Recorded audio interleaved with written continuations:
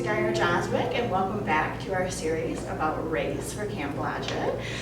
Some of you gave me feedback on last week, and I want to thank you. Some of you were really harsh and critical about your feedback, and I want to thank you for that and ask you to please keep listening. This is for our kids.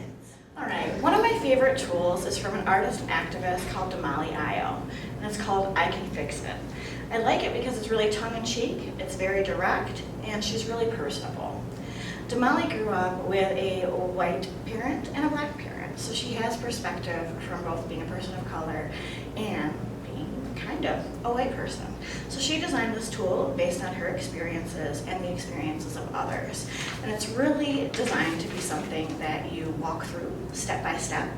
So I will say that if you're feeling right now, sure, racism is real, but it's really not my problem, it's an individual problem, or you're thinking, I don't see color, I see people, then you're gonna be on step one here, and that is okay.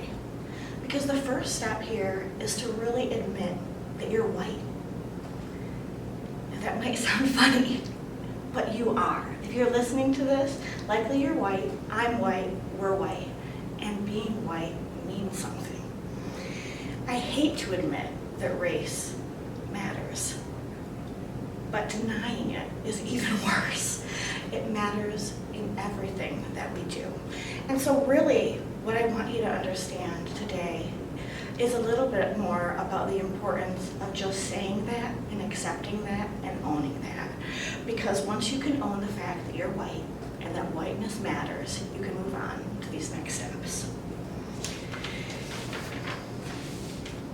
It's often really sad to me that white people, to really listen to this, have to hear stories from black and brown people in the community and have them open old wounds to really get white folks to understand that racism is real.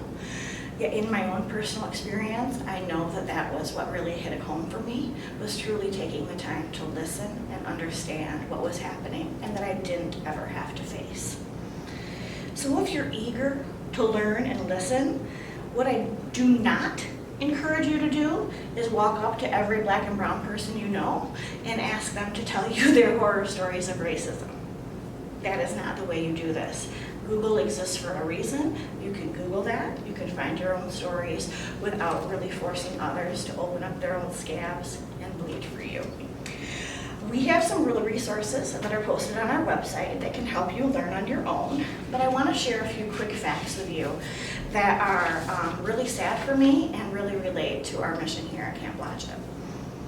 So the suicide rate for black children ages 5 to 12 is double that of their white counterparts. Here in Grand Rapids, black and African American born babies die at 2.2 times the rate of their white counterparts. That is unacceptable. Latino, black, and biracial families here in Grand Rapids are below 3 times the wealth of their white counterparts. So in addition to your own individual learning, there are some other things that you can start to just observe to really cement that race is real. For example, you can look internally. Do your children have any adults who are mentors for them who are people of color? Do you live in an area where your children can play with other children who are persons of color? When you're watching TV, how many of the main characters on your favorite shows are not white? So what of the last movies that you watched were written, produced, directed, or even starred a person of color? When you're in public, you can start to take notice when you're shopping. This is one of my favorite things to do anytime I go to a department store, a Target, or a Meijer. Try to find a doll who is not white. It's ridiculously challenging and it should not be, and that should say something. Or think about in your workplace, can you easily, and I mean easily, gather 5 people of color from your staff or from your board?